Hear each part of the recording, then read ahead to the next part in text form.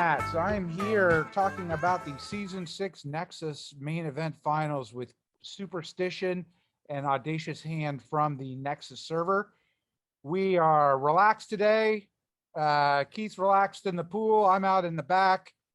Hand is just doing his normal thing next to a lot of books. That's how he relaxes with his 800 verbal score on his SAT, which I won't let anyone forget.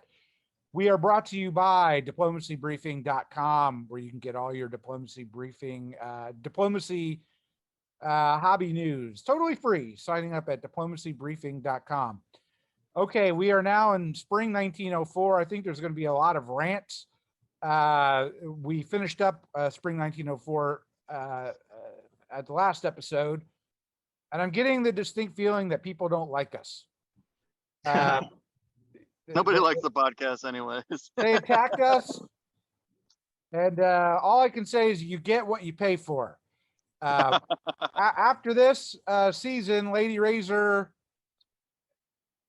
had a caption contest. The name of the thing is "Tell Me About Your Motherland," and for those Lady Razor fans, of which I count myself a member of, this character is called, on the left, Dr. Sigmund Schadenfreude, meaning he enjoys the pain of others, and he's got Austria on the couch, in this case, Pez. Tell me when your anxiety started during the Paris method when I thought they were all going to kill me. Well, look, we hated on our competitors, and then everybody but one, in my mind, doubled down on stupidity with the fall 1904 moves.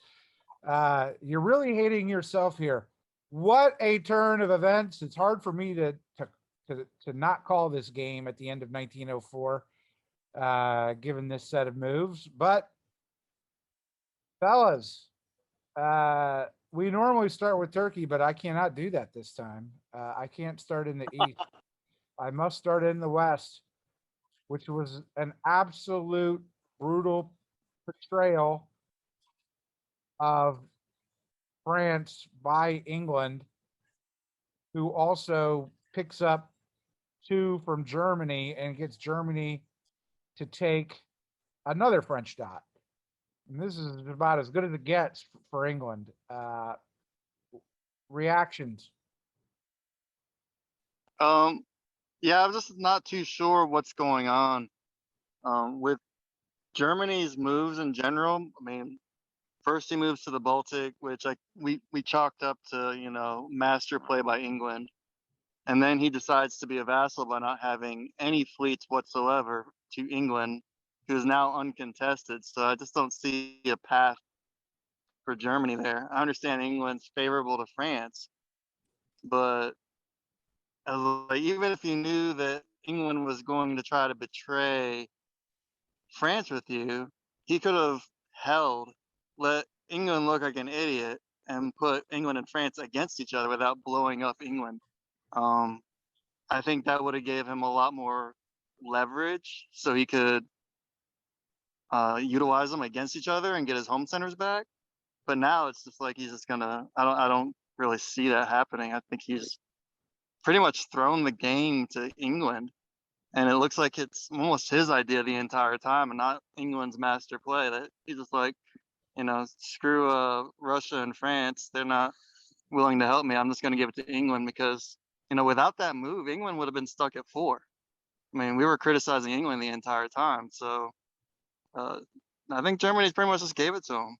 I don't really see any other reason. And it's why like should because Germany we work were with praising France? Dave over and over for his great layered insights to defend. I just have a hard time believing this is his play to his caliber, our number 1 seed. So to me, game's over. I agree that this is now Riaz's game to lose. I think there's a very clear path forward to holding on to the number of center he needs to win. Whether he'll do that or not is another question. But as I've noted quite a few times in the public chat, there's not a single fleet there's not a single enemy fleet outside the Mediterranean. Actually, every Mediterranean ocean tile but one was occupied. Well, I guess Italy's moving out of Mediterranean, and he has just total control over the north. As for Germany, I don't think I judge him quite as harshly as you, in the sense that just the fact that he's still at 2 centers is something of a win. I did not see a very good path forward for him to be at anything other than 1 this next turn. So he did achieve that. And I'll also say, I mean, one frustration I've often had with would-be small power Janissaries with 1 or 2 centers is they often don't seem to understand the position they're in. Like, you'll give them a command and then they'll try to argue and negotiate, and I just kind of looking them blankly, wondering if they even understand the position they're in. So, Germany is submitted to England, absolutely. He attacked Russia, he disbanded both fleets, and now he supported England in, that's, depending on how you count it, 3 terms in the way of absolute slavish, sycophantic submission. And sometimes that's what you need to do to survive. And the game, in some ways, kind of rests on him if anyone else can get a grand alliance together. I do see what you mean about the hold and setting England and France against each other without superpowering England, but the kind of extreme slavish obedience does instill a level of trust into England that gives him a little more room to maneuver, I think. Oh, I think you guys, if you're being less harsh than Stitches by calling him slavish and sycophantic, I'm not seeing it. I'm going to be less harsh than both of you on Germany for the following reasons. One is, this is really one where we don't know the diplomatic situation. France has done nothing but attack Germany. I'm willing to bet England and Riaz are talking that at least Riaz is keeping it up and offering Germany options, or maybe the other way around. But if you're going to be a 1 center or a 2 center power, one of those centers should be Munich. That's on the line. You're incredibly valuable. Germany has real relevance now because England can't take out France easily without German armies being at the front. So I think Germany's bought themselves some time. And then Stitches, why is it on Germany to protect the board from England when the rest of the board did not care about protecting themselves from England? The East is a mess. France's moves. I mean, I know It's not on Germany to protect, but why is it on Germany? A 2 center Germany to save the others. others. It's a lot easier to regroup when you have 2 even powers fighting each other, and not one that's completely surrounded and backfilling behind you. I didn't like it. It's just me. I gave him the benefit of the doubt the first season. I gave him the benefit of the doubt during the adjustments when I thought 2 armies was wrong. But it just really feels like he's throwing it to me. And I mean, that's up to him. That's fine. But I think the rest of the podcast, we're just going to be doing like we did with Kutuzov and just talking about the rest of the map and what percentage everyone has a chance of winning, and pretend like Riaz doesn't have it in the bag. Yeah, 2 things. First of all, when I say slavish and sycophantic, I actually don't even mean that as an insult. That's what you have to. That's what a 2 center power should do. I remember I was actually playing with Stitches once, and admittedly, I was pretending things were going bad. It was a fake war with my ally. But I remember I sent him an actual picture on Discord of me on my knees with my hands clasped, begging at one point. And it worked. It actually worked. That's what you need to do. You're not at the negotiating table. that's what you need to do, and what you need to do to survive. Second point, there's actually a lot to what you said, Stitches, about the links with last year's game. I actually do agree with you that this game might be over, and that the rest might be us trying to make content out of a game that's already somewhat determined. But I will say, I feel like Riaz, I feel like he's almost studied past finals, because this stab, the time it took place and what he gained, it's not intuitive, right? And this is something I've had to learn slowly, observing the finals, is that a 2-center stab has almost the value of a 4-center stab in the regular season. You're not going to be able to take more than 2 centers. And it kind of is the corollary to the fact that you need half as many centers to win, a solo versus like a 9-center win. Even, the timing, like you would never dream of, if you had an ally as good as France, of stabbing them in 1904, or some people would, I wouldn't. But, the tempo. I definitely want to know at the end who coordinated that stab, because for me, if I was England, I would think that would be a season too soon, or even a year too soon, to entrust Germany to save itself and stab France. Because I don't know, for me, if I was Germany, I'd just leak that information or set them up to fight. That way I could benefit the difference. But I just really feel like this was more German coordinated. It just doesn't make sense. Like Germany's like, I'll do this for you, and England's like, this is the perfect time. I agree with you, because just the dynamics. Let me ask you guys this too. It's something I've been struggling with in my last 3 failed seasons of Nexus main event press. I feel like I've forgotten how to play press. I got some rules for you. Well, I'll be ready, but let me explain the predicament. 24-hour deadlines. If England suggests something like that to Germany, it gives Germany a lot of options. Mm-hmm. So it would make sense that Germany would be the one that would probably suggest that to England, and probably, now England has to think, what if there's a stab or not? But that's why I suspect you're both right that it came from Germany. But also, keeping a secret in full press with 24-hour deadlines, I've discovered, is extraordinarily difficult. I can keep it, but other people can't. And it seems to me, because of that, a lot of things go down with like 30 minutes, 15 minutes before the deadline, that you spend the first 23 hours just buddying up and getting to be friends with people. And then I don't know how to time these things correctly. Can you give me some tips on when you think you should time, how to coordinate a stab like this?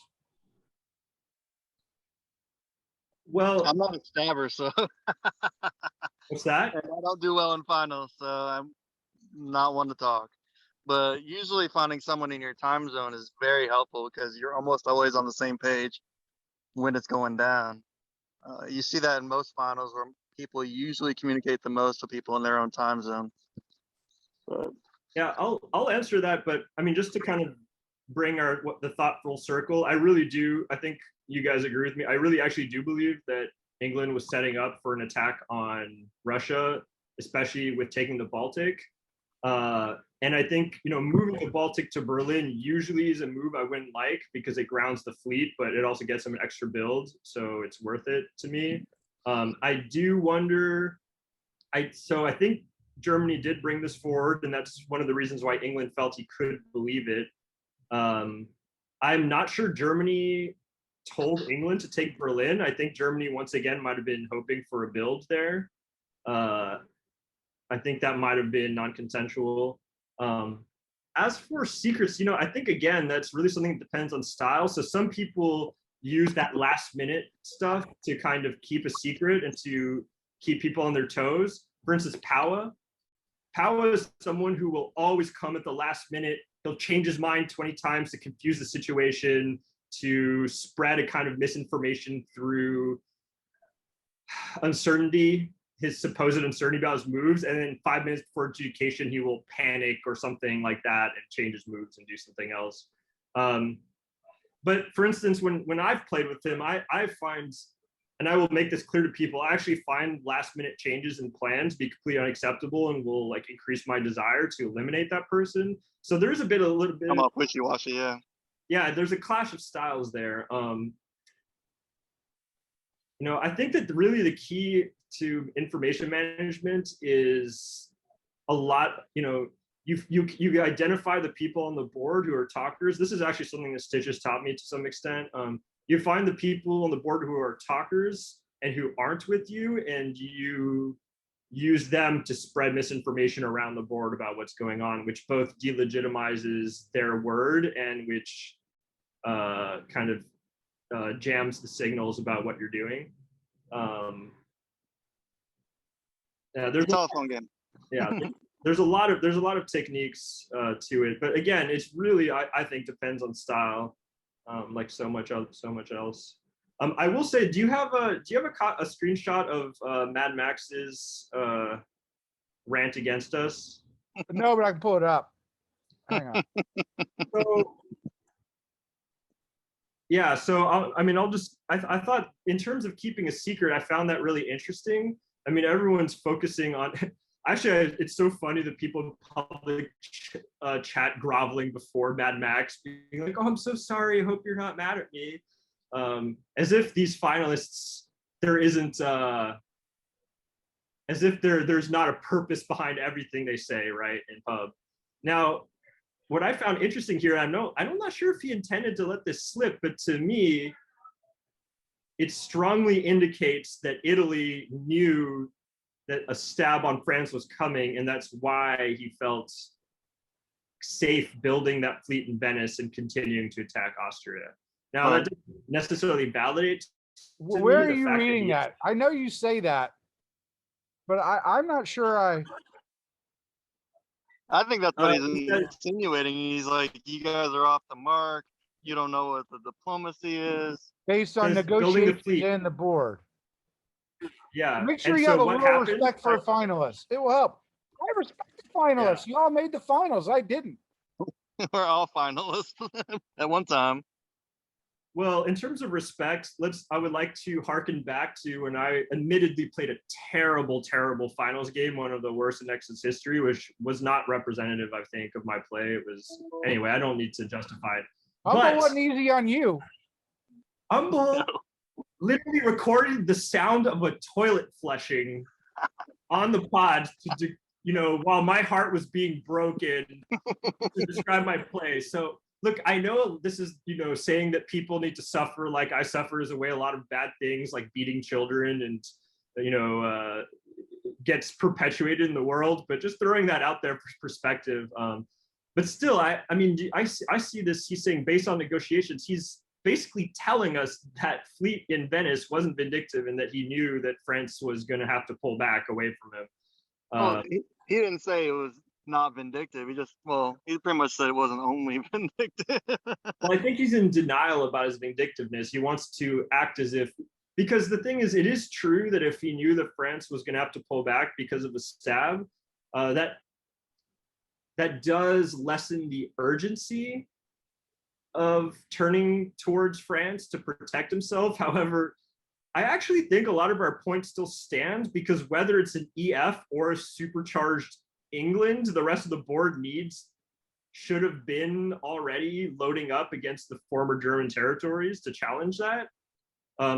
They need to be reaching those coastal territories that England has taken. So I actually don't think that it might blunt the critique, but I think the critique still stands. First of all, I also, Max, don't like this.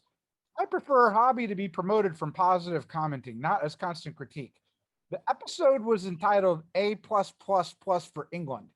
That's positive commenting. Okay? We gave positive commenting to one player, and we gave a lot of negative commenting, I did, to the East.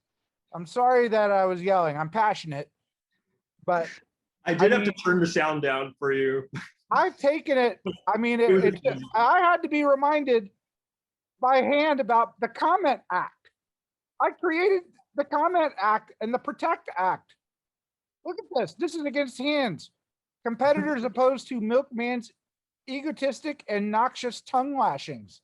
I was talking about Audacious Hand, his former name Milkman. I mean, look, it's part of the game. And I do not view myself as a representative of the hobby. I only speak for myself watching what I'm seeing on the. I got to spend my time watching you build a fleet in Venice after a vacation. So if I have to do that, if I have to do that, you're going to get what I think, even though we may not disagree. I don't think it's a logical play. You just didn't see it. I think there's actually further evidence of close cooperation between Italy and England too, because shortly after that glorious breaking of the fourth wall by Italy, which I do approve of. I think that someone needs to attack the media at some point in every Nexus final, so I'm very happy with that. Conk I don't think he attacked the media, but he did, throw. He attacked everybody. He attacked everyone. It was kind of a Bruce Lee roundhouse kick. But if you look shortly after, Riaz chimes in, and he's kind of going the other way, where he's kind of flattering us. He says, "You do a great job with the commentary," but he says, "I don't envy you because it's almost like you're calling a gunpoint game since you don't have access to the press." So they're both very adamant that we are wrong. They really want everyone to know that we are wrong, which makes me think that we might be sniffing out something there a little bit. I mean, why are they? What are they hiding from us? Why do they want to misdirect? Well, what do they have to hide? Riaz is getting 3 builds. Like, how is this hard? I mean, I think that they just. I think that well, there's a few layers here. I think Italy. Can we go back to the moves? This is the moves. Yeah. Yes. Let's go back to the moves. What do you have to say? I mean, we covered the German English play. The map is up, right, guys? I can't tell. Yeah, you do. But look at France. What is happening with France? What did they think they were going to get Berlin and Holland? Yeah. I just don't understand. Like, it's like, you think England's just going to give you 2 of the builds? That's weird.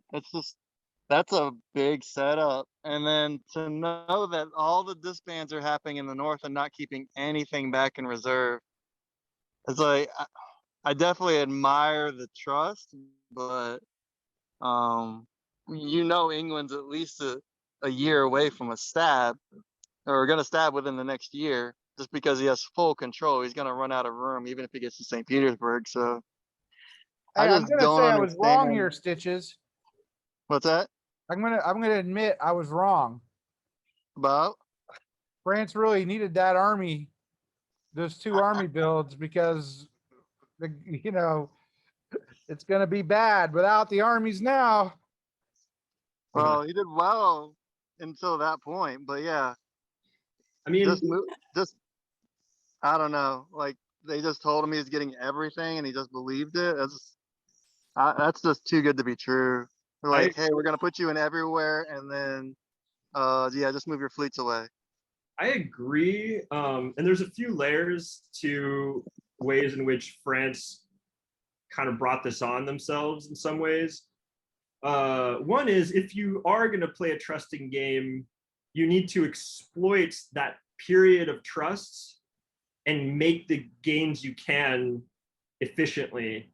And I know I'm harping on this, but the fact that, so in some ways this seems counterintuitive, because this happened just as he left the Mid-Atlantics, which is what makes the stab so effective. There's no more armies anywhere in the north.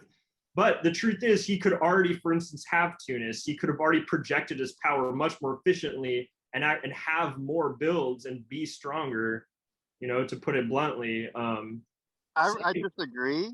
I think France was actually rolling out the fastest of any power. Everyone else had been playing fairly conservatively, or at least grinding against nothing. It wasn't until Germany actually threw its centers that it became a problem. I'm not sure Um, France thought he was getting Holland and Berlin. He may be cutting Holland's support for Berlin to Kiel. And they would have just left Germany and Holland for one more turn. So I'm not if that was the set of moves, I could understand Munich going to Berlin, Ruhr going to Munich. it's like you can say France needs to be more aggressive, but had he been more aggressive, he probably would have drawn more attention. And I think a lot of his positioning now is just due to his diplomacy in general.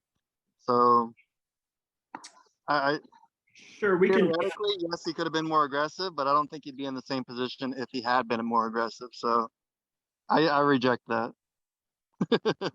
Sure, we can differ there. Also, and this is actually not like a critique because it is in hindsight, but I was thinking back, for instance, to remember when England, and we kind of critiqued him for this, built the army in London and the fleet in Edinburgh.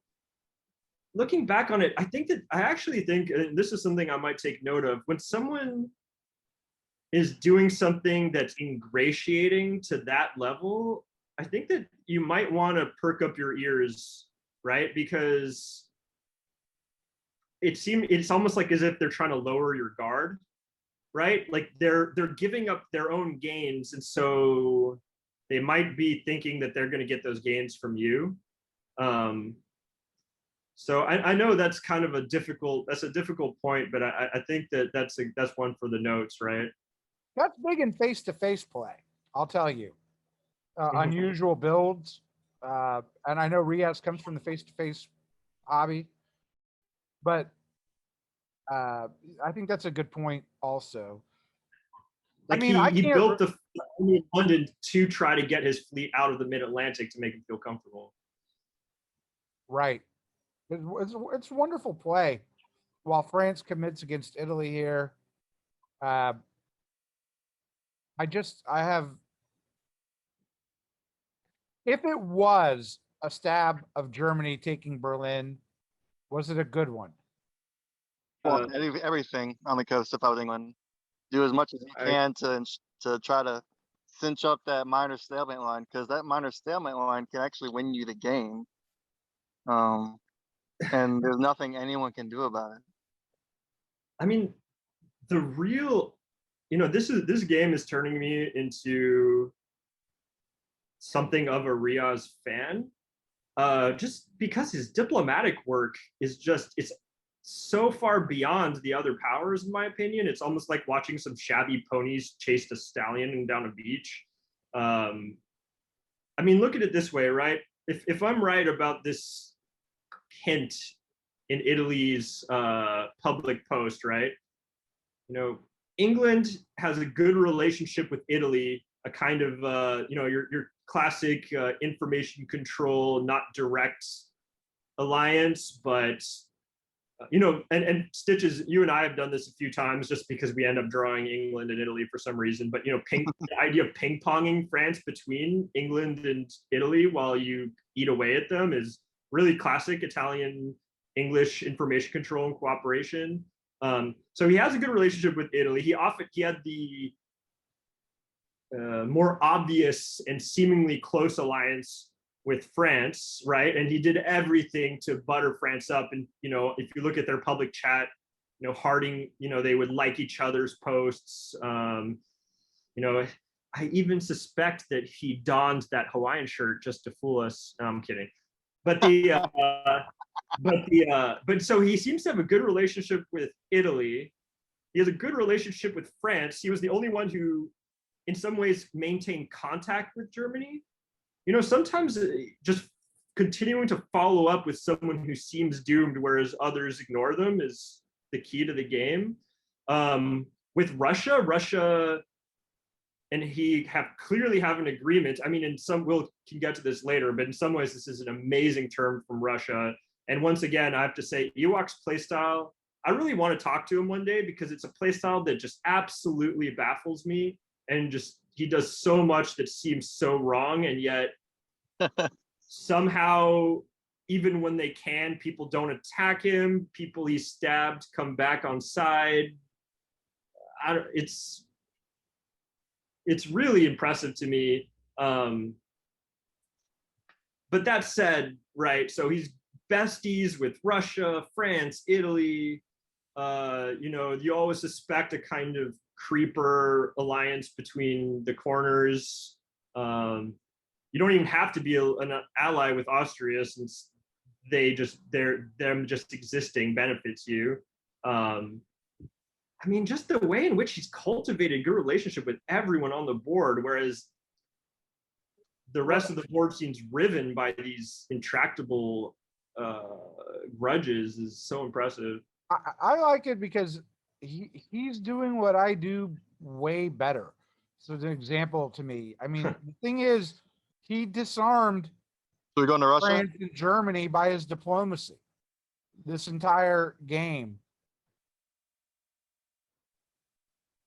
Whereas the East had the sharks. Mm-hmm. So I mean, just he's taking advantage of his geography and his allies. Note, Riaz, I will tell you that you may consider yourself an alliance player.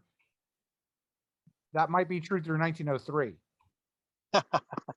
Well, okay, then so this is where there's alliance players and then there's promiscuous alliance players, right? So if you're talking about an alliance player as the capacity to have deep relationships with people and make people feel like, oh, you're the only one, baby, you know, there's no one else. The other ones, I don't really care about them. You know, they're just fun. And he seems to have been able to say that to everyone, right? It seemed like, for instance, Mad Max's post, I mean, of course I'm reading deeply into it, but I see someone who thinks that he's England's true love. I think I see the same thing between Russia and England, to be frank. I don't think you can really judge England based on the stab. I think he had probably full intentions to go late game in an alliance. But I mean, who expects Germany to just collapse like that and you get the windfall from it? And then he's offering you even more centers. I was like, you picked up 5 in 2 years? I was like, you're going for a solo. At that point, you're going alone. You don't need anybody else. So you've actually gone a whole mid game to the end. I mean, like I said, England's working at an end game pace right now just because it took him 4 years. Yeah. I mean, I don't fault him for stabbing. England's at 9, and 9 is always in it. Yep. I mean, it's funny what you said about a solo, because if I didn't know the quality of the players and I was just looking at this game, I would say going for it. For solo, just with landing that many armies in, just his entire setup. And also, most of all, let's talk about this, Russia once again moving to Norway. So yeah, I don't know why he wouldn't move to Finland. That just doesn't make sense to me. I'm glad you're saying it and not me. I feel like I'm starting to get worried that I'm too obsessed. He hates Finland. Like, is there no value to Finland at all? Forgive me if I'm. Yeah, go on. Is keeping England out of Norway just more beneficial than adding any pressure? I'm like, if he disbands Finland, then you could always rebuild it in Moscow, and guess what? You're in the same place you are right now. Well, I think the pressure's coming in 05. Oh yeah, it's coming. Maybe. Knowing Ewok, it'll be coming for another 4 or 5 years, and they're like, oh, the game's over. No, I mean the pressure from England against Ewok is coming in 05. Oh yeah, Maybe. possibly. I will say. I think his priority is to hit France. Yeah. And make sure his holdings in Germany stay. There's only so much Russia can do without a fleet, especially without Finland. So he can pretty much keep Russia tied up pretty hard for a while now. I think Russia's his last concern, personally. All right, let's talk about the East. Wait. Don't sound so enthusiastic. Wait. Can I just finish with the Finland problem? Sure. Because first of all, bouncing Norway and keeping it in Norwegian is actually disadvantageous, because then you're open that can support an army, and not that seems to be happening. Yeah. It's really, I just can't believe that he did this again. And it kind of reminds me, and forgive me if I've told this story before, but I remember reading Freud's interpretation of dreams, right? And Freud has a theory that all dreams are the manifestation of an unconscious desire. And he goes through all these case studies, and eventually he gets to one guy, and he says, I cannot explain this guy's dream. It doesn't seem to be the manifestation of desire. And he finally concludes that this patient wanted to disprove his theory, and thus that was the manifestation of desire. And maybe it's narcissistic, but I mean, is Ewok just fucking with us? I mean, is he just not moving to Finland to upset me? What is going on? I cannot believe he didn't move to Finland. I can assure you, I don't think Ewok cares at all what you think. I know he does. I know he does. I know he absolutely does not. And he's just saving all these recordings and making a personal profile just in case we're in the finals later. But yeah, he does psychologically analyze everybody. But yeah. Okay, we can move on. That was my little anecdote. Okay, we got to go to the East or the Balkans, and we have to. Well, I want to know why this was a good turn for Russia from hand in the South. I mean, he lost Ankara, got Serbia, got Turkey back on side, kept the black. I mean, but you know, this is the sideshow. What does any of this matter, and why did you think it was a good turn for Russia? The reason I think it's a good turn for Russia is for a few reasons.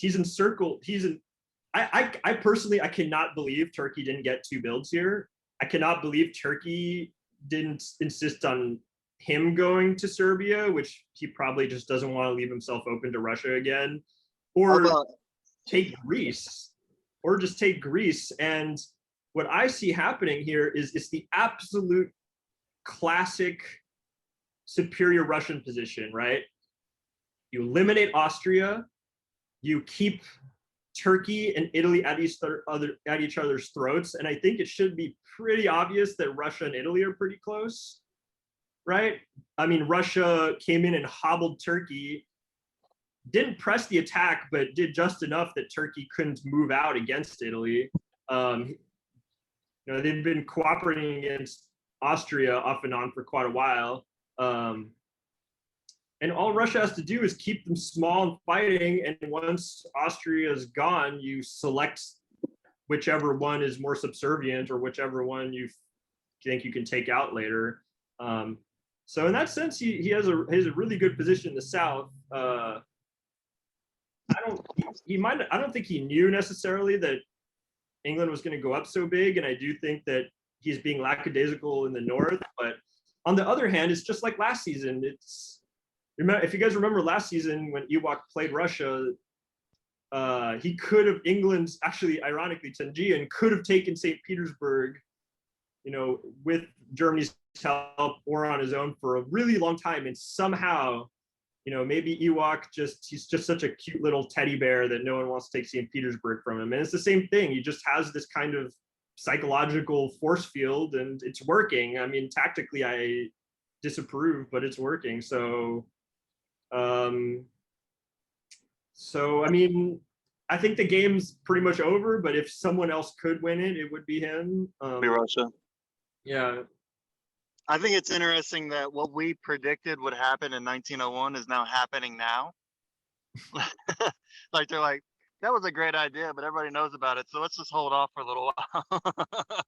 Oh, the jug? Just the Triple Alliance to collapse Austria. Oh, yes. Because of the Paris method picks. Yes. So, yeah, it's a weird position. I like to say that Ed was wrong on the disbands. He didn't he didn't disband the black, but of course not. No. So it's kind of weird. You're giving Turkey its position back, but you're still having pressure with the black, and then letting your North go completely almost. Well, I mean, Turkey is too timid to make much of that position, in my opinion.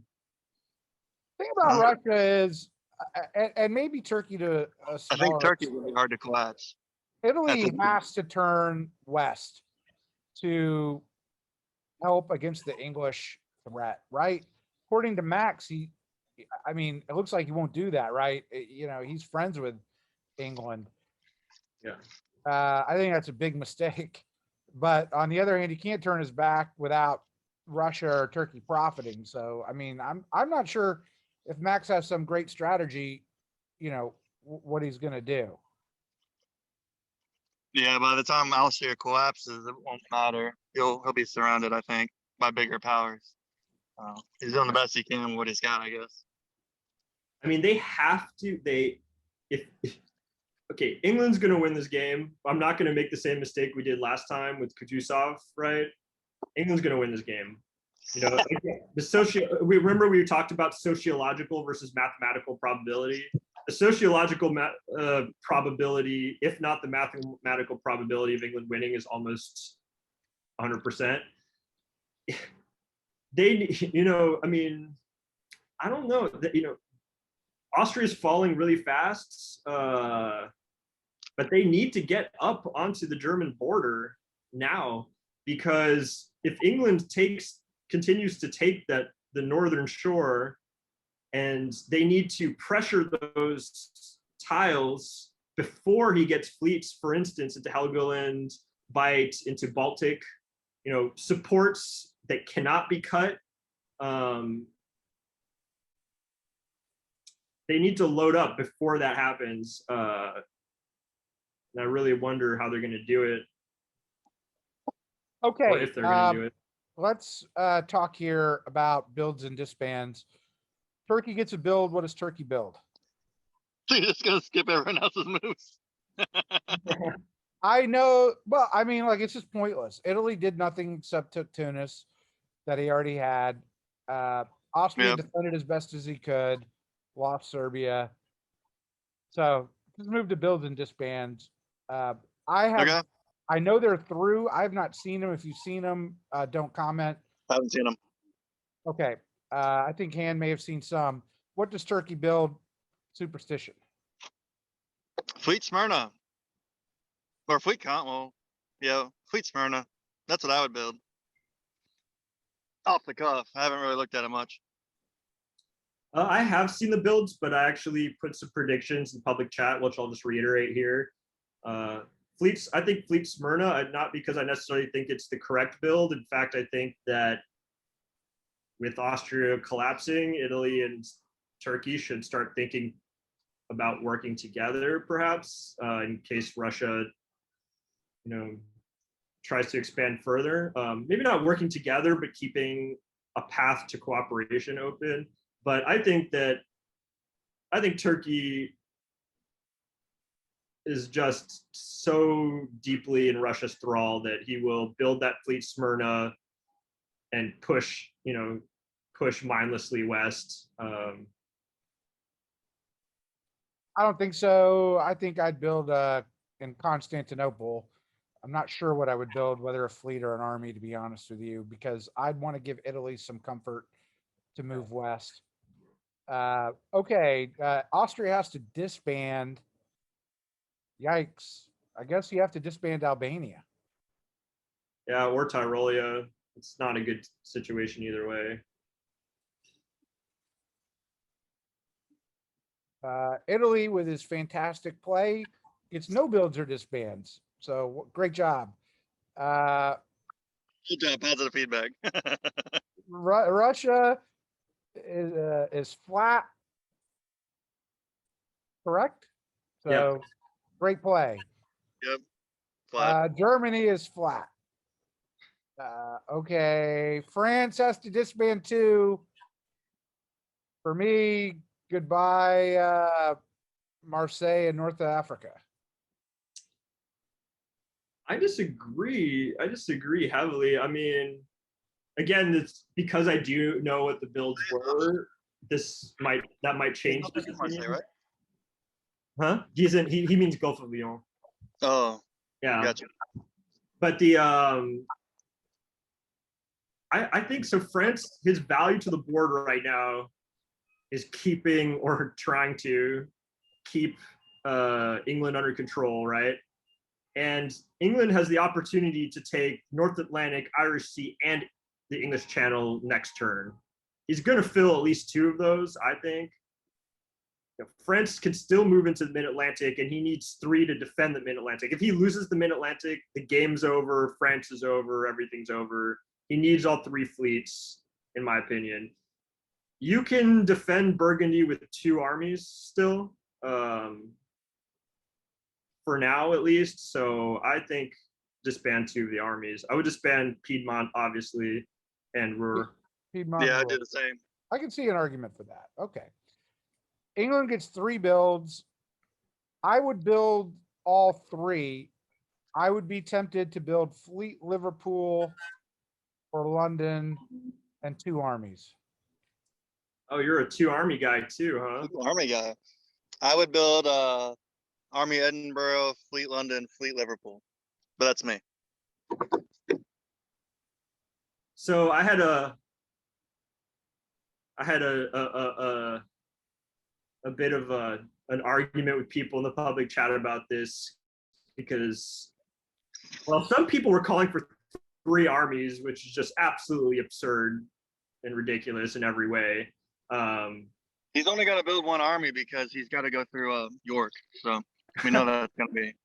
So in my opinion, what would ideally here, like I said, you'd fill up North Atlantic, the Irish Sea, and the English Channel for 2 reasons. First, put maximum pressure on the Mid-Atlantic, hoping that you can convince France to disband one, and then by then it'll be too late. There's no way to protect the Mid-Atlantic at that point. So you need fleets in at least London and Liverpool for that. You could bring Norwegian back, but I kind of like having that as my attack vector versus Russia. Yep. So I think 3 fleets, because you could put Edinburgh in the Norwegian Sea and then bring the Norwegian Sea Fleet over to the North Atlantic. Now, some of these foolish army lovers who are arguing with me, who I just seem to love dirt and muck and being in the trenches rather than the breeze of the ocean and the freedom of the wind in your sails. We're arguing, saying that that's a passive move. You won't be able to expand. I mean, first of all, you don't need too many more centers to have a very strong and convincing board top here. Probably one of the strongest ones in Nexus Finals history. Second of all, there's still, he still doesn't have Holland or St. Petersburg. Or Brest. There's 3 more centers to be had with naval powers. If he took Mid-Atlantic, he could even take some of Iberia. Third, you can't cut any of his fleets because there's not a single fleet in the north. So once you move down to Helgoland Bight, you can affect both Holland and Kiel, which, unless the rest of the powers are completely inept, they will put some pressure on those eventually. Once you have a fleet in Baltic, Helgoland Bight, you can just hold those coastal territories indefinitely. And finally, having, for example, a fleet in Helgoland Bight, you can convoy straight into Kiel. You can support your armies into those coastal centers. You're setting up the road network. It's just like the Roman Empire. You build the roads first, and then you bring the armies through. You're setting up the road network to victory. I'm a big army I think guy. I'd build 2 fleets and wave if I really wanted to build 3 fleets. I don't think not building an army to me seems like malpractice. I don't know. Especially since you don't know that France is disbanded. You basically argued for total disbands of armies and no builds of armies. I don't think that's going to happen. Build your road network, weave your spider web. You can take Holland and then build an army. You very well might be able to take Brest. You're going to see what happens. Yeah, so that's what I think. I like armies because they're defendable, but he has no one to really defend against. So in that case, the fleets are just way more aggressive, way more beneficial right now. And he doesn't You gotta love Lady Razor's frustration. For Volk's sake, just talking about Germany trying to, keep the leaky pipes from eliminating them. Thought this was hilarious. Let's see here. It's a little painful, but it is funny. It is funny. All right, so now let's go see those disband. Well, 1 army, 1 fleet, and a wave from England. What the fuck? I think that's a huge missed opportunity. Why? I think you need, okay, I'll give you the why. Okay. Just reading it really quickly. Eddie can convoy to Norway with Swedish support. It's got to go Or through Eddie York can, first. or Eddie can convoy to Holland with North Sea. It leaves North Sea as a convoying option. London can take Channel. Norwegian can either bounce in Norway or go to North Atlantic and keep Russia at bay. I can see this, and then you can, you see what you need in 05. Yeah. So you think, yeah, though, I mean, clearly the wave is just so you can build an army that you can actually convoy immediately next season. But You're letting Mid-Atlantic go. yeah, he could have had Mid-Atlantic. He could have had it. All he needed to do was build that. God, if he could have even built the 2 fleets in the army, and he could have loaded up and had Mid-Atlantic. Yep. It's London just moves to Channel. Norwegian moves to North Atlantic. yeah. It's Lose really a Mid-Atlantic. Still, yeah, but Mid-Atlantic can retreat to Irish now. I think Now that, it's behind your line. You don't have that line. so I think this does provide evidence for my theory that the taking Berlin was non-consensual because I don't really see any other way that he would even be mildly worried. I think Riaz might have gotten a little spooked here. This game was over. This game was over, and I think that the idea that because he went up so big that the entire board was going to unite, which spooked him. I think that, first of all, the entire board is not going to unite. That's again, sociological versus mathematical probability. Second of all, your position is so incredibly commanding. Again, not a single fleet in the north. Russia, Ewok, I think that he has very strong ideas about not committing to the north as Russia, which plays in your favor. I think this was the time to pull away. This was the time to just disappear over the horizon and win this game. It's like, yeah, he can lose Belgium. He can, and now he's just going to not have that build at all when he could have used it to at least bottle up his defensive line. I don't know. I mean, it does look like he and France might be back on board together, judging from this. No. I think France is. I mean, why would France going to just trade Holland for Belgium, right? Yep. France is getting Belgium, at least in the spring. Right, and then he has to hold it decide whether. Yeah, I mean, Belgium's hard to hold without a navy. Yeah, but he's gonna pop that army unless he takes Holland. Yeah, and I don't know if Germany's gonna let him take him, so that army is probably gone. It could be though. That I don't know though. It just, would France really risk disbanding one of the fleets if he didn't have some idea that England was back on board with him? I mean, again, I think bringing England down in any way, shape, or form is fine. You can only channel so many through Mid-Atlantic, so. Or maybe we could credit France with England withholding the builds, because France risked losing the Mid-Atlantic, and it so happened that England built in a way that you can no longer take the Mid-Atlantic. I kind of don't like the disband of Western Med. I think he did it to keep Italy on side. Yep. But now he's got to move Leon to Spain. It's not much different. He split the difference between what we were talking about. I think it's reasonable what France did in terms of disbands. Oh, it is true. If Italy helps him hold the Mid-Atlantic, or had helped him if England had decided to build such a way to go there, if he thinks Italy will help him, I think that's pretty dangerous. I think Italy and England might be trying to ping pong him, and Italy has his sights set on Syria possibly, but oof. God, I was so ready to just anoint Riaz as the most dominant Nexus finalist of all time. I don't understand why you're saying he doesn't think he has Germany on side. I just don't understand why he would why he wouldn't just pull away at this point. Why, if he felt confident? I mean, I don't see anything else, any other reason for anxiety in the slightest. And also, I just think that Germany, I mean, just if I'm assuming that Germany's a self-interested actor, I think Germany was hoping to get a build last turn. So I think France goes what? Ruhr to Belgium with Burgundy and Picardy support. England probably wants to try and get Germany into Belgium. Shift to Ruhr. I don't. It's going to be hard to say. He's got some positioning issues. It really depends on whether Germany and England are on board with each other. I mean, England could take Holland pretty easily, which seems to be the kind of pattern. Germany licks England's boots. England kicks him. He licks his boots again. England kicks him again. So I wouldn't be entirely surprised by that either.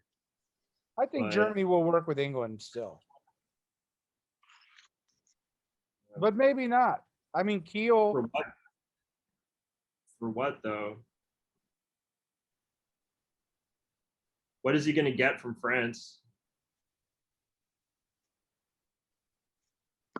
He needs to clear his own. Burgundy could get his armies. He needs to clear his home centers. Yeah, I think he's got to focus his home centers. It's not impossible, but it's definitely going to be difficult. Meanwhile, Turkey builds an army con, which I sort of like. It basically is. I like that too.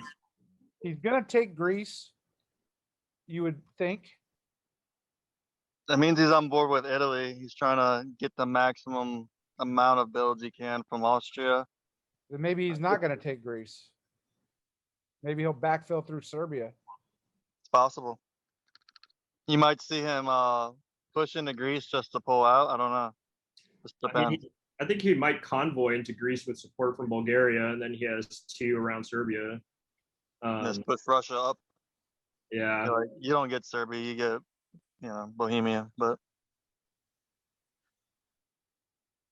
I would assume he wants to be in Serbia. It's a very powerful tile for Turkey. I mean, that's why I was surprised that he just gave Russia Serbia last turn and didn't try to take anything for himself. I mean, Turkey needed to try to go up gain centers at a faster rate if he wants to be in this game in any way. I mean, he might have just given up on winning and be trying just to save face and have a decent result. But no, I don't think so. I like the army build. Oh, I don't mind the army build. I mean, last turn, letting Russia have Serbia and not taking Greece. And, if you guys recall, I thought he might even be able to get a triple build here, which he wouldn't have been because Italy blocked Greece. It would be cool. Yeah. I like Turkey's game better than you guys do. Turkey playing a little slow is fine. It's got a lot of. I didn't say I hated Turkey's game. Who hates Turkey's game? I don't hate it, but I don't love it. No. Okay, we're at the our fan segment here. Who had the best 1904? Clearly England, right? Clearly. Yeah. All right. So we'll grade England. I'm an A+ with a lot of pluses. I don't think he should have taken Berlin if it was not. If that was a stab. I don't think it was. I think he had to. I think he should have, but should have built 3. Yeah. He gets an F because he waived the build. Yeah, well, if we grade the build separately, then I just think waiving builds is it's just a bad precedent to set. Like, that's not a reasonable thing for others to ask of you, in my opinion. I don't love that, but he still gets an A because he's basically won the game, even though he's recognized that. He definitely gets an A, and I really admire his adaptability.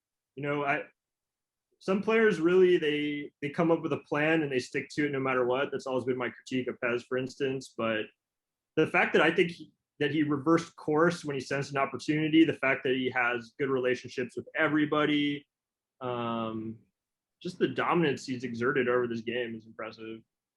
Even though he's trying to hide that dominance with this wave build. Okay, Francis grade.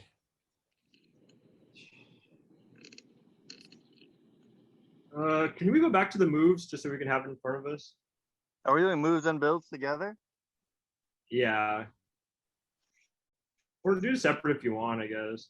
I guess Here we'll were do them the together. spring moves, Yeah. and then Yeah. there were the fall moves. I'd give him a D just because I just don't see the purpose of overextending yourself when you know England has nothing but temptation to stab eventually. Even if it's a year away, it's gonna happen. And I don't like the fact that he just believed that he was gonna get everything on the continent. That's weird. Even if he's tapping, I don't know why you wouldn't tap with support then. The only thing I like is I really like the disbands, what he left open for his options. That's probably the only reason that he's out of the F range. So it's tough for me. I mean, I think it really comes down to the diplomacy of surrounding these moves more than the moves themselves here. Ed, you talked about the difficulty of keeping secrets, and the flip side of that is that your talent for discerning when things are hidden from you. There's also an entire body of techniques for surveillance, for reading people and knowing when something's up. When I think about who was in on this stab, obviously Germany and England. I think Italy too. I don't think Russia was, because I think if Russia had known England was going up to 9, he would have actually moved to Finland. But then again, Ewok, an amazing player who plays in a very different key for me. So maybe I'm making that assumption incorrectly. So there was at least two other powers in on it. It is something of a failure not to be able to sniff that out. The moves themselves, I mean, in a vacuum, it's hard to. I don't think neither of us saw Germany supporting England twice. In retrospect, when he disbanded both fleets, right, that was kind of telling that he intended to work with England. I didn't see it at the time. It's hard for me to believe that he was going to go back to England after England seemed to have lied to him so brazenly. Right. But that's a good diplomat can turn that opportunity to express regret and humanity. So, maybe that's what Riaz did. I'd have to give, I'll give France a C. I'll give France a C. I think his biggest issue here was diplomatically and not having the intelligence network to sniff that something was going. Well, it's really hard to predict someone's going to throw the game. So. Yeah. Okay, for me, it's a C also. Let me tell you why. There is a difference in my mind between knowing what is happening on the board and failing to act, which is you, Italy, Russia, Austria, and just being outplayed. Okay, and he was just out diplomacied and outplayed here. I would not have thought Germany would have done this, but I think it speaks to a diplomatic failure early. Maybe France and Germany aren't communicating and keeping those lines open. But I mean, it's hard if you're France, right? Because we critiqued him for not going south quicker. And then when he goes south, he gets stabbed. So I sympathize, but timing is a big part of diplomacy. Yep. Okay. And I think you timed it too late to go south.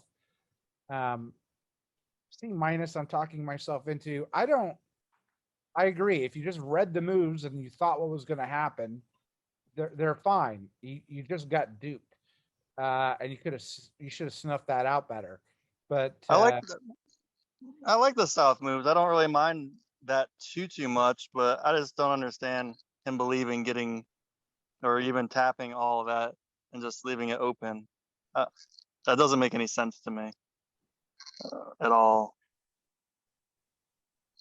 But it's like, no, it happens. You get stabbed, even if you have the best play set possible. doesn't mean you get A for effort. You got 2 disbands. That's just the way it is. It sucks. Okay, So Russia's grade. We should say Germany's grade. I give Germany a B plus. He's still in it, still with 2 centers, relevant. I give Germany a D. I think he could have done more by just doing nothing. I think he's put himself in an even harder position, but at least he's still alive and where he was last year. It's hard because he's down to 2 centers. So what is his goal here at this point? I mean, if his goal is a game throw, then great job, right? He achieved his goals there. There is something to be said for just the fact that he still has 2 centers, which seemed very unlikely. So success there. I do see what you mean about simply holding, though you could also be left on an island where you have no allies, like you've turned them back on England and France still won't work with you. Yeah, depends on the negotiations. A lot of stuff happens inside that we can't see. And also whether the take of Berlin was consensual. I'm going to actually give him, the board kind of needs him at this point. He's still somewhat relevant. He's been doing the same thing the entire game, is just surviving and keeping the East alive so they can squabble. I mean, I don't really see him liberating his home centers, to be honest, or getting a build for the rest of the games. I'll give him a B. Okay, Russia's great. Give Russia a C. What more He's could Russia flat. done other than Finland, which He's flat. I sort of disagree on, but it's too long a He reason. didn't put any position on the north. I was like, Turkey's back in the game. I don't know. He's flat. I mean, he's not in a bad position. It's just not any better than it was before, I don't think. I actually give Russia an A because I think it's not just his current position, but his current position relative to last season. Last season, and admittedly, he might have lucked out with England getting distracted by the shiny object of basically game-winning stab. But last season, it looked like he was that he was in a bad place, that he was very vulnerable to an attack from all sides, that he might lose St. Petersburg, that, Turkey, even though he hasn't given any indication of this, has him in a position of relative vulnerability, though his fleet in black mitigates that. So he's turned this around, and now he's the second. I think he's the. I wouldn't say he is the second most likely to win, but he is the most likely to get second, which is better than it was last season. First loser. In the South, I think that his work was masterful. Turkey seems to is just tolerating a fleet in the Black Sea, which is wonderful. It gives you leverage over Turkey. It gives you a powerful defensive position on the places that abut the Black Sea. He convinced Turkey to, for some reason, put him in Serbia instead of taking Greece or being in Serbia himself. So now he's completely encircled Austria. Italy is going to have to wait a bit longer to get Trieste. And so he got the gains from that. He bounced Austria out of Vienna. So now Budapest cannot be defended. He's definitely getting Budapest.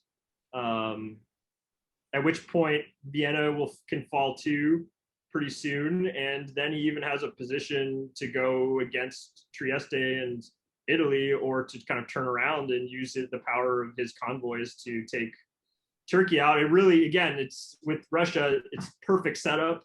Whoever you like better or seems more vulnerable, you can take out. The move to Finland, I think, should have been done. Actually, Ed, I think you should tell me why you disagreed, because I don't see it in the slightest. But again, I admire Ewok's mental force field that he seems to be able to put up around St. Petersburg.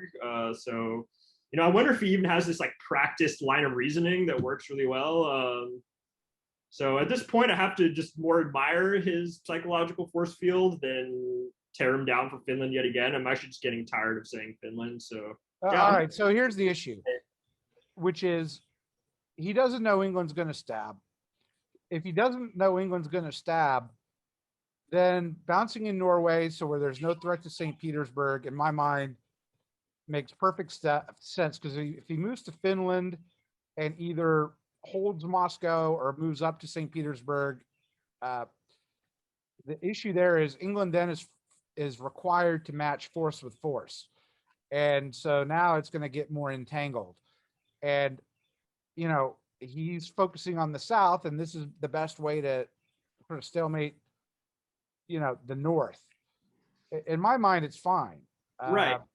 But before the episode before this, you were ranting about how no one was doing anything about the EF, and this continues to be doing nothing about the EF, and now the same problem. There is a superpowered England, and there's still nothing being done about it. So. Okay, so let me explain my grade for Russia. Okay. Right after Stitches does. What? Russia grade? I already gave him a grade. All right. I gave him a C. C. Because it's flat. It depends on what your goals are. Yep. If your goal is to not let Riaz win, balance the board, and give your shot at a board top, these moves are a D or an F. And I believe that that's what he should have done. If your goal is to continue your petty squabbles in the East, they're an A. Okay? His goal is clearly to continue his petty squabbles in the East. Maybe not knowing what Riaz was going to do. So for that, because they're going to effectuate the plan of eliminating Austria, I think he's going to give Serbia to Turkey. I think that was the point of the Second Army. And I think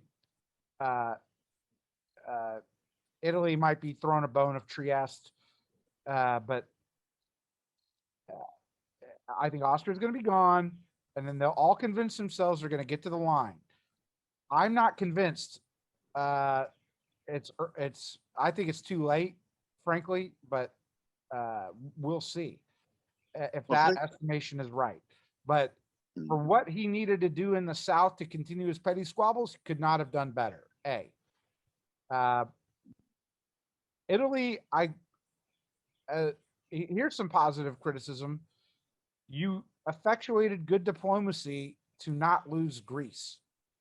So my grade for Italy is, again, it depends on what your goals are. I'm going to give them a B. Right? If your goals are get to the line, stop caring about the petty squabbles, I would give a higher grade. But you want to be now involved as a junior partner in an RT or an R with two junior partners. Yep. And that's I disagree with this new grading criteria. I know you're trying to be positive because everyone's scared of Mad Max, and you might start next to him one day, and then he'll just attack you for the whole game. But like for Germany, the reason why I asked what his goals were is because when you're down to two centers, you're faced with the existential question of what you're doing in the game. Italy is still at a place where you should be thinking more about winning, or at least something akin to winning. So I'm still going to reprimand him for a continued attack on Austria. He should have taken Piedmont. I mean, even if he knew, which I think he did, that England would stab France, which is why he feels vindicated. Exactly. Maybe taking Piedmont, but you need Austria to pressure up into the nation formerly known as Germany. And even though now it's the fact that they're not doing that is so normalized that we're trying to ignore it, it doesn't. All that's great on paper, but playing with Pez is really hard, so I kind of don't blame them. Look, here's the thing.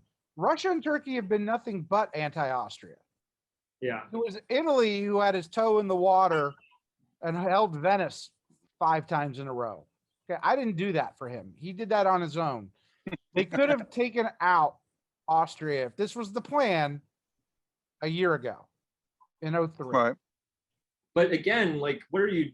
I mean, so I do. So on the upside, I think it's anytime that you are defending Greece and affecting the East with one unit, I do like that because it means you can use your units more productively elsewhere. So the fact that through trickery or agreement, he's defending Greece, good job. I don't think he should continue fighting Austria. I think he's just setting. And actually, this is almost even more true of Turkey. I think Turkey really made a mistake not doing an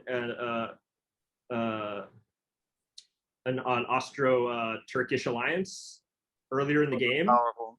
because I think it's very clear that there is at least a wintergreen in name, and that's and an Austrian Turkish alliance almost always benefits Turkey in the long run. So I think that was a bit of a mistake, but yeah, I think Turkey and Italy are both just kind of feeding into the situation where Russia can just pick one or the other. It's a I feel Russia really is nervous as picking your Turkey. partners. I may have taken a swing for Trieste with the army. I know he's worried about Tyrolia and Trieste there. Okay, but I think it's a low risk that Pez was going to attack Venice, or even support the French attack in. Adriatic would have been uncuttable. So I'm gonna give him I'm actually gonna still give him a B though, even though I think the long-term thinking is incorrect. He once again, he looked surrounded, and it seemed like his decisions were going to lead to doom, and he's still sitting there at 5. So not just at 5, but he's got 2 French units around him disbanded. Yeah. So yeah, I'm going to have to give him a B. I just still think that his long-term thinking might be flawed. I feel weird about Turkey just because he's building all these armies, and that's great. But if Russia and Italy are going to work together, he's going to be surrounded by fleets real fast. Yeah. Well, yeah, I mean, that might happen, but a 3-army Turkey is difficult to take down, even with fleets. It's going to take a while. Turkey is difficult to take down no matter what, but right now they got the Black Sea. Yeah. Only one fleet defending you. Even Italy can break through that. They're gonna take down Pez this time. That's Pez. Do you have a grade for Pez, or are we just sort of patting him on the head, saying good job at 3 at the end of 1904? I don't blame. I can't critique any of the moves. The failure in diplomacy of not getting the failure in diplomacy. Failure in diplomacy. I think he should have taken Venice. I mean, not for any tactical reason, but just give Italy a disband, and drag him down with you. I think that would have been the right move, and he could have done it, especially with France's help, which he had. I do think that is the honor. I've said this before. An Austria that is being attacked by Italy has only one honorable outcome, which is to suicide into Italy. Yeah. Yep. I think he should support Turkey as much as possible. Because, all right, you got me convinced. F for not suiciding into Italy. Yeah, or trying to superpower Turkey, which honestly Turkey just seems too timid to even be superpowered. So he's gonna need every supply center he can get. I mean, not that it will probably matter because England's there, but I really feel like he'll be the next on the chopping block. Yeah. I just have this premonition that Pez will survive the game in Munich on one center. With French help. Be a French janissary just going all over the place. That would be good. I would like to see Pez finish out his years helping a beleaguered France. He'd be like, just put me in Venice. Yeah. That would be good. I mean, they can take Munich. Yep. I trust an Austrian Munich over a German one at this point. Oh, yeah. Definitely. Okay. Any other thoughts? In the green room on our private Discord messaging, I really thought there was going to be a superstition meltdown. We didn't get it. He's by the I've had a pool. few days to cool down, but I yeah. know. We should I have really- won listen, before he was really, It hot. feels like the game was ruined. I was just like, wow. I'm going to give you an F minus for your commentary today because there was no rant, Stitches. I mean, can I do a dramatic reading of his quote, which I pinned shortly after adjudication? Yeah. All these fucktards deserve to lose. This game is shit. Congratulations to Riaz, though. Truly. I was upset. It I really would feels like a give you, throw, and it's not. It's I would give you the bad. Grammy for best voiceover recording artist impression of Stitches. Congratulations on your Ed Grammy. But this Okay. this turn, I really am turning into a Riaz fan. I really admire what he's done here. It's not the most exciting game. It's not like season 2, which had the photo finish, the dramatic comeback by Paua, which I actually was reminded of in your comment act. You told me that my love affair of Austria had to end, and I kind of chuckled because Austria won. So it never ended. But this one is more just a display of dominance and diplomatic mastery. It's a different kind of game, but yeah, I admire Riaz's play a lot. I'll admire it when I get to see his AAR to see how much he actually did with it and how much he just went along with Jeremy's plan. I think he's working the press lines really hard. He's a great player. You wouldn't admire him if you played a lot of gunboat with him, because this is a very gunboat move that he does, you know, like, so that's why he's on the speedboat league twice. He's sharp tactically, and he's going to take advantages on the board. I think it's a great grade. Thanks guys for coming in this afternoon. Keith, for giving up your pool time to talk about the finalists while they continue on grace periods, vacations, hot dogs, you know, birthday parties, whatever needs to be next. National Paper Bag Day. Paper Bag Day, National Paper Bag Day is coming up. We are 40% of the way through this game, and we've answered the question we always do: is who will win this game? And we've said it will be Riaz. Germany. 3 people who say that will happen. Although I'd put Russia as a dark horse at this point. So thanks so much, guys. And thanks to Diplomacy Briefing. I usually say good night, but I'll say good afternoon. See you guys. Bye.